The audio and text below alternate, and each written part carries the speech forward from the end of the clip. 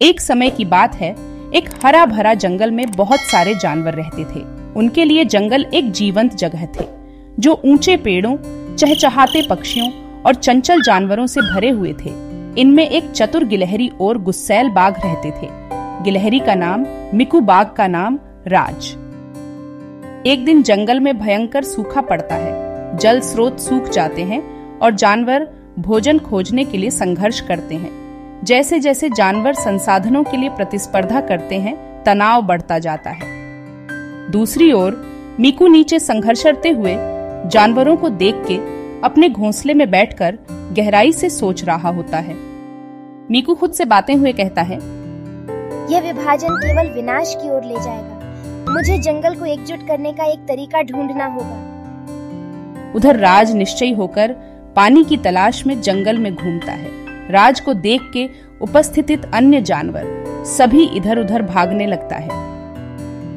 पानी ढूंढते ढूंढते राज निराश होकर एक सूखी नदी के तल पर पहुंचता है।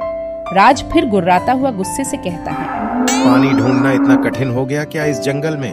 दूसरी ओर मीकू अपने घोंसले पर बैठा हुआ होता है। फिर वह दूर से राज को देखता है। राज को भूखा और प्यासा देख के एक योजना तैयार करता है। वह मेवे और जामुन इकट्ठा करते हैं और एक छोटा सा भंडार बनाता है। मीकू अपने पंजे में एक अखरोट पकड़े हुए सावधानी से राज के पास आता है। फिर मीकू राज को धीरे से कहता है, राज रुको, मेरे पास शायद कोई समाधान हो। मीकू की बात सुनकर राज कहता है, चलो दोनों साथ में बैठकर विचार करते हैं। मीकू और राज अपने विचारों को साझा करते हुए एक समाशोधन स्थल पर एक साथ बैठते हैं। मीकू की बुद्धिमत्ता और राज की ताकत एक जबरदस्त संयोजन साबित होता है। फिर मीकू राज से कहता है, हमें साथ मिलकर काम करने की जरूरत है। आपकी ताकत और मेरी साधनशीलता हमें पानी और भोजन तक ले जा सकती है। तभी राज कहता है, मीकू, लेकिन क्या मेरी उपस्थिति अन्य जानवरों को डरा नहीं देगा? यह बात सुनकर मीकू राज को कहता है, तुम्हारी बात सही है। मैं बाकी जानवरों को समझाता हूँ ना, तुम किसी को डराना मत। सभी जानवरों को इकट्ठा करके मीकू सबको समझाता है। सुनो, सभी जंगल निवासियों, हमारे साथ एक बाघ आने वाला है। उसका नाम राज है और वह मेरा दोस्त है। वह जंगल की समस्या का समाधान के बारे में बात करने के लिए तुम लोगों के साथ मिलने आया है। वह किसी को कुछ नहीं करेगा। सभी जानवरों में हालचाल मच जाता है बाघ का नाम सुनते ही। एक जानवर बोलता है, हमें खा गए तो वह। मीकू पहले बोल चुका होता है, वह हमारा दोस्त है। फिर मीकू सबको फिर से समझाता है, सुनो, सभी मिलकर समस्या का समाधान नहीं किया तो हम सबको भूखा मरना पड़ेगा।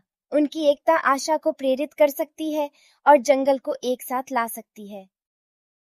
योजना बनाने के बाद दूसरे दिन मीकू और राज जंगल के रास्ते यात्रा पर निकलते हैं।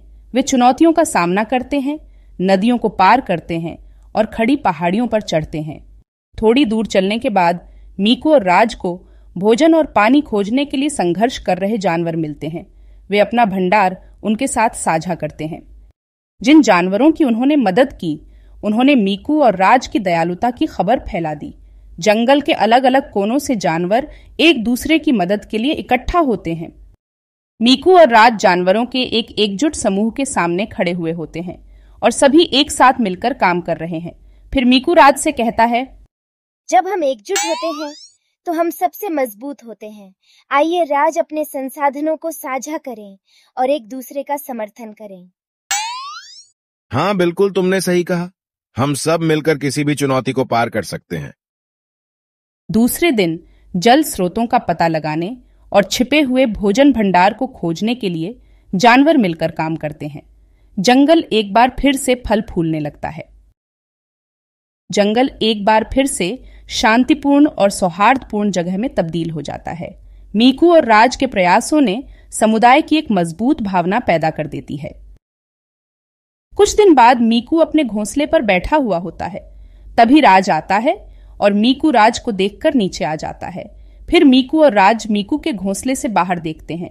जो उन्होंने हासिल किया है उसके लिए दोनों बहुत खुश होता है। राज, तुमको पता है, दया और सहयोग के साथ संयुक्त होने पर शक्ति और बुद्धि सबसे शक्तिशाली होता है। हाँ मेरे दोस्त, हमने साबित कर दिया है कि एकता किसी भी बाधा को पार कर सकती है। फिर हंसी खुशी अपनी जिंदगी जीता है।